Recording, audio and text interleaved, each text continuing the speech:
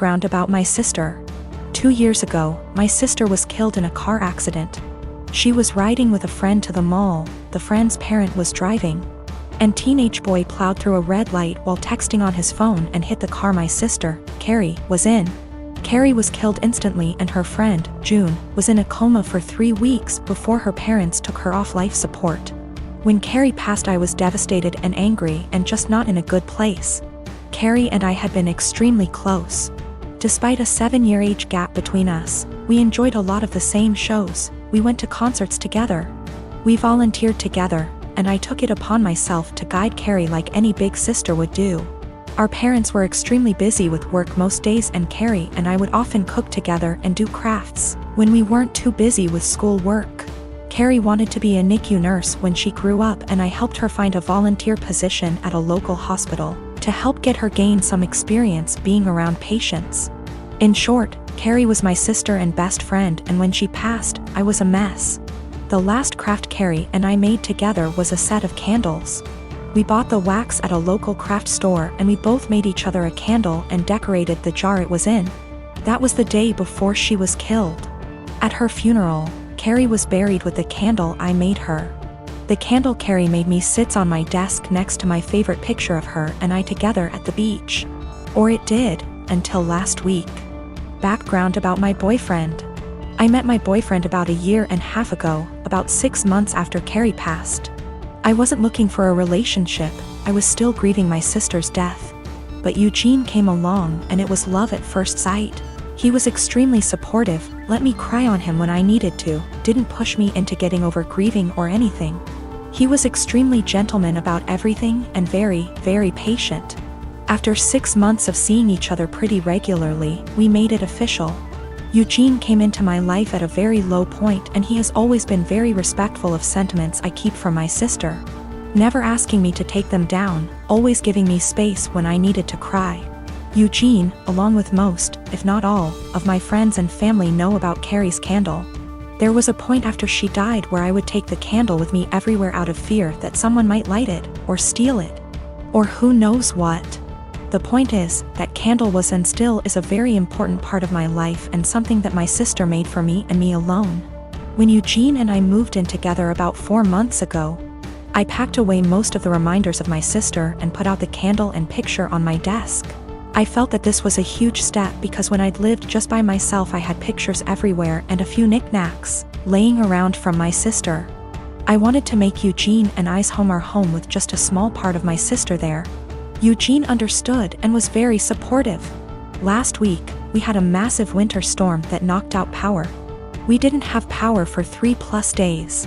The power was knocked out at Eugene and I's house while I was at work, which did not lose power. Eugene texted me that he was going to light some candles and try and get a generator, so we could have some for of power or at least be able to charge our phones / use lights / etc. Now, we have probably 30+ candles in our house. I am a huge fan of sales, and when Bath & Body Works has a candle sale, I like to stock up and get a range of scents. We have candles scattered all over our house. In the room where my desk is, there are no candles aside from the one Carrie made me. None at all, and there never has been. This room is also downstairs, where Eugene doesn't spend a lot of time, his desk is upstairs. When I arrived home from work last week, I noticed a bunch of candles burning in our living room, safely. Always monitored and not near anything that could ignite. One of these candles was the candle that Carrie had made me. I burst into tears, and when Eugene heard me crying he came out from the bedroom, where he was lighting more candles, and asked what was wrong. I was a wreck and couldn't get any words out. When he tried to calm me down, I shoved past him and locked myself in the room where my desk was and just cried. I don't know how he could be so stupid. He knew, and I thought he understood how sentimental the candle was and how much I cherished having a candle that my now deceased sister had spent time making with me just a day before she was killed. I haven't been able to speak to Eugene since it happened, Tuesday of last week. He has tried to explain why he did it, because he needed candles to be able to see, but I just can't wrap my head around it. He hadn't gotten into the large candle stash I have upstairs right by the living room where Carrie's candle was, but went downstairs, out of the way to grab the most sentimental, cherished item I have. The candle was burning most of the day while I was at work and is now melted and pretty much gone. I do still have the jar it was in, but I can't look at it without bursting into tears. Eugene says it was an accident, but I just don't believe that. He said he was getting around to lighting the candle surplus we have upstairs, but just hadn't gotten there yet.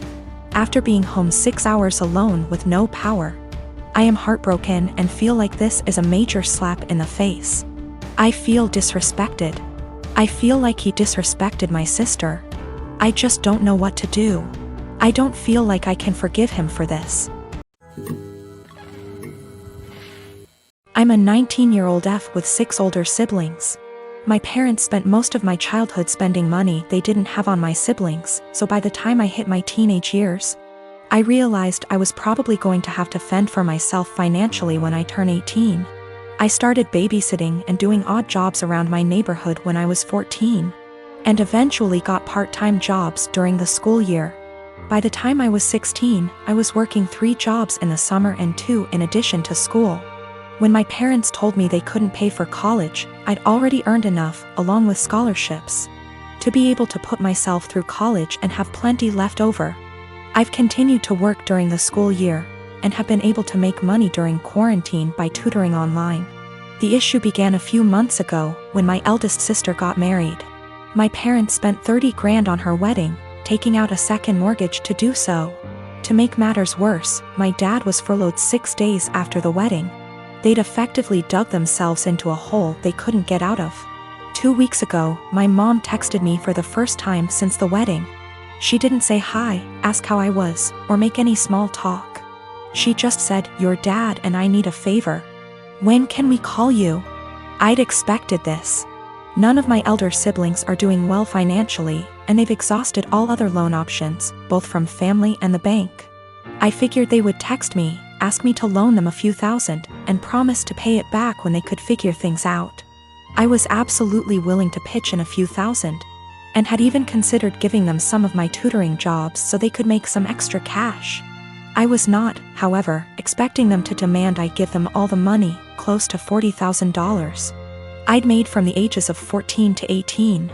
The exact statement my mom had made was, "You made that money under our roof. We were the ones who allowed you to work, so you only have it because of us anyway. We bought you food and clothes for 18 years. That money is only a fraction of what you owe us," and so on.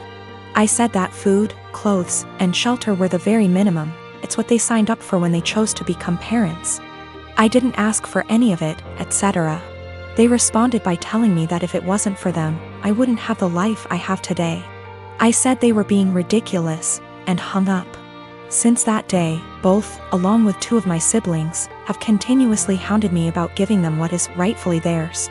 My siblings, who have never been asked to give them money, are still professing that it's my job as their kid to take care of them. I told them they wouldn't see a cent of my hard-earned money, and have no right to make such a request. I'm torn. I feel awful for refusing to help them out, but on the other hand, this was their fault.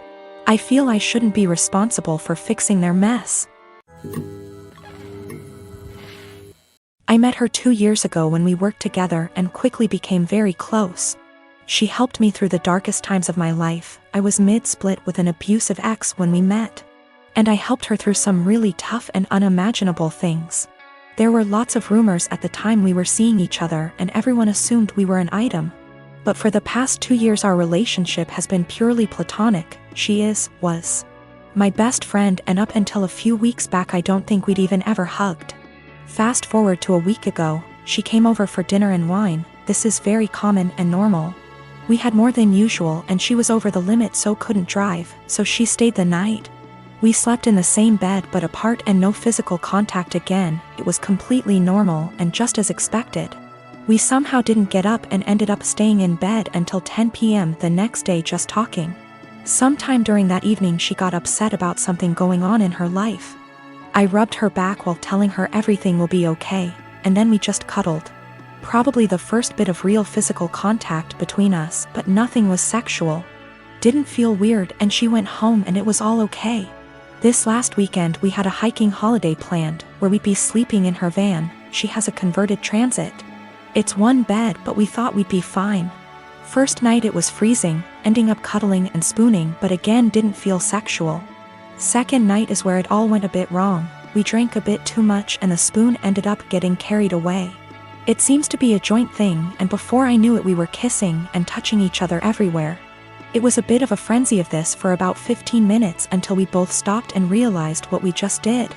After this we spoke a little and asked if either of us regretted it. We both said we didn't, but it was odd. She got upset and I told her it was okay, it didn't change anything and we could just draw a line under it.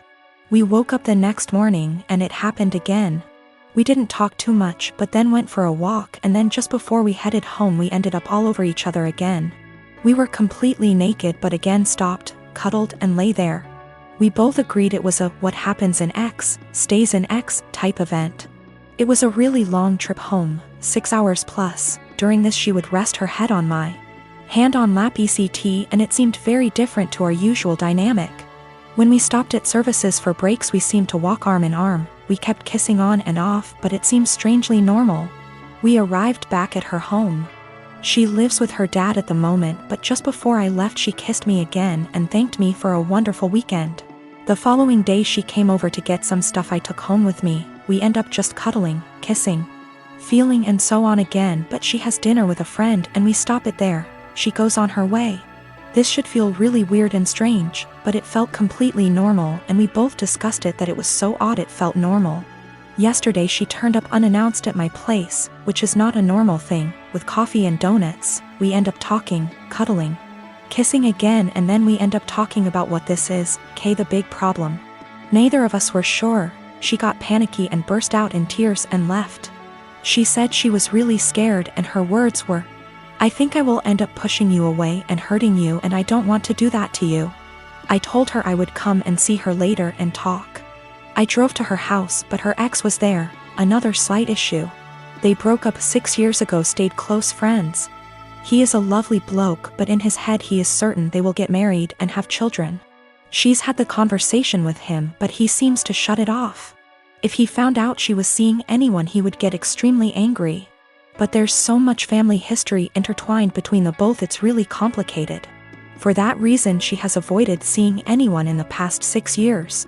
The reason he turned up is she hadn't responded to him since the night we kissed. I went home when I saw his car and just said she could come to mine to chat later. She turned up, sad and very emotional. She explained she ran off because she is terrified of losing our friendship. I said let's just cut the romance out, draw a line under it and be friends again, but she seemed to not speak much when I said this. I asked if her ex was the issue. She said it was nothing to do with us but a whole other issue. But that was not impacting what was going on between us. We sat quietly, hugged, and I tried to reassure it would be okay, and I wasn't going to start hating her for whatever reason.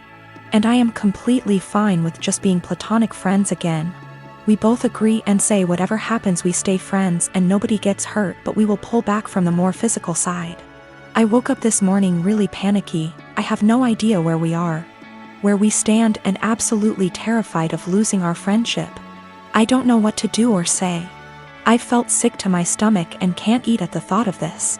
She is coming around later to collect some of her clothes she left last night, and I am thinking I need a plan of what to say / do. I cannot lose my best friend. She is absolutely everything to me, but I am worried we crossed a line and there's only one eventual outcome, which won't be good. One of my best friends, Carla, is getting married soon. It's only meant to be a small backyard type of wedding, but they've been planning it for a few months now, and originally, it was supposed to be on my property. They wanted it because it's private, has lots of open space for the reception, a nice view, and the house could be used for them to get ready and stuff. Of course I said yes. She and her fiancé, Rick, were very happy. Thing is, Carla and I do have a history. We went out on and off in college but decided to stay friends. Then I met my wife, we got married, Carla met Rick, and now here they are. Now my wife knows I went out with Carla back in college and she didn't care. Carla still went to our wedding and everything. I never knew if Rick was told or not. It's not my relationship, therefore not my business to say anything, so I never did. Rick found out recently, and not in the best way. Not sure how, but from what I heard from friends is that one mutual friend told him, no idea why, we used to date. Not only that, but apparently Carla said a couple years ago she was still in love with me when she was already dating Rick. Don't have actual confirmation if that's exactly what he was told. All Carla's told me is that Rick was told about our past and he's angry at her for never saying anything. It became quite a drama and didn't hear from her for over a month until now. She told me they're going to couples counseling and that the wedding is still on. But Rick requested that I not attend.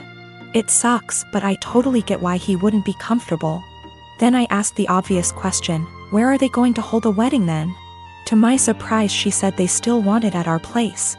Rick said so too, and in my mind I'm going, he doesn't want the guy who dated his fiancée years ago at the wedding, but still wants the wedding at his house. My wife and I are expected to just not be at our home that weekend, and I told Carla no. They're going to have to find someplace else since we're not going to simply leave our home to them for the weekend. Not only for safety reasons, but it just doesn't make sense. Rick doesn't want me around because he's not comfortable, but is comfortable enough to have their wedding at my house. They really want their wedding here though, and because of that I've been bugged by not only her but also Rick, and some friends who think I'm being a petty asshole for not letting them have the wedding here anymore. Honestly, don't think that I am. It just doesn't make sense at all to have to leave our own place for a wedding we're no longer welcome to and leaving our home totally vulnerable. Still, being accused of sabotaging their wedding, and Rick believes it's the least I can do after everything.